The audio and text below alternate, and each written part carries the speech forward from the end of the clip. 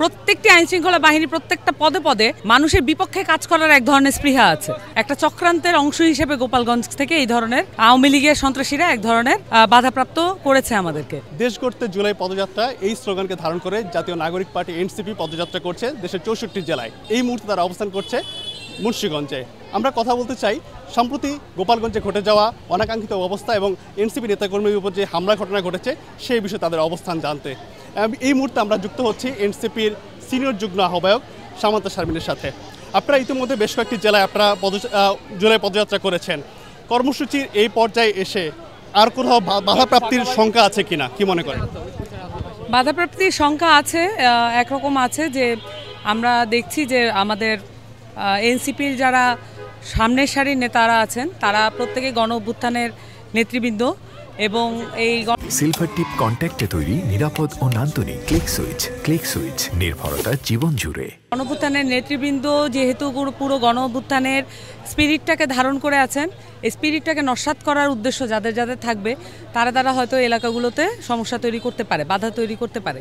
কিন্তু আমরা পুরো বাংলাদেশের প্রায় অর্ধেক অংশ এই ইতোমধ্যে সম্পন্ন করেছি পদযাত্রার মাধ্যমে। কোনো জায়গায় আমরা আসলে বাধাপ্রাপ্ত হইনি, শুধুমাত্র গোপালগঞ্জ ব্যতীত। তো আমরা মনে করছি যে গোপালগঞ্জকে আলাদা করে রাখার একটা চক্রান্তের অংশ হিসেবে গোপালগঞ্জ থেকে এই ধরনের আওয়ামী লীগের সন্ত্রাসীরা এক ধরনের বাধাপ্রাপ্ত করেছে আমাদেরকে। কিন্তু সারা দেশে আমাদের যেই বিপুল উৎসাহ আছে সেটা সবাই প্রত্যক্ষ করেছে।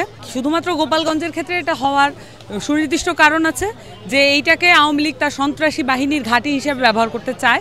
গোপালগঞ্জবাসী নিশ্চয়ই এটাকে সেই ঘাঁটি হিসেবে ব্যবহার হতে দেবে না। আমাদের দেশে সবচেয়ে গুরুত্বপূর্ণ যেই জায়গাগুলোতে পরিবর্তন দরকার ছিল তার একটি হচ্ছে আইন শৃঙ্খলা বাহিনীর মধ্যে আমূল পরিবর্তন। তাদেরকে একটি প্রো পিপল বাহিনী হিসেবে, মানুষের জন্য কাজ করে মানুষের রক্ষক একটি বাহিনী হিসেবে তৈরি করা দরকার ছিল। গত 15 বছর এবং লাস্ট 53 ইয়ার্সে যে হিস্ট্রি আমরা আইনশৃঙ্খলা বাহিনীর দেখি, প্রত্যেকটি আইনশৃঙ্খলা বাহিনী প্রত্যেকটা পদে পদে মানুষের বিপক্ষে কাজ করার এক ধরনের স্পৃহা আছে।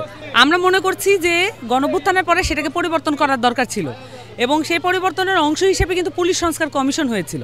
পুলিশ সংস্কার কমিশনকে একটি কাগজে একটা কমিশন এবং কাগজ সর্বস্ব একটি রিপোর্ট জমা দেওয়া হয়েছে। সেই রিপোর্টের কি প্রতিফলন হয়েছে আমরা সেটা জানি না। অন্যান্য কমিশন নিয়ে ঐকমত্য কমিশনে আলাপ হচ্ছে, অন্যান্য কমিশন নিয়ে কিন্তু ঐকমত্য কমিশনে ভিগরাস আলোচনা হচ্ছে এবং ডিবেট হচ্ছে, কিন্তু অ্যাজ লাইক যে একেবারে পুলিশ সংস্কার কমিশন নিয়ে কোনো কিছুই প্রয়োজন নাই। তাহলে এটার নাম সর্বস্ব একটি কমিশন ছাড়া আর কোনো কিছুই নয়।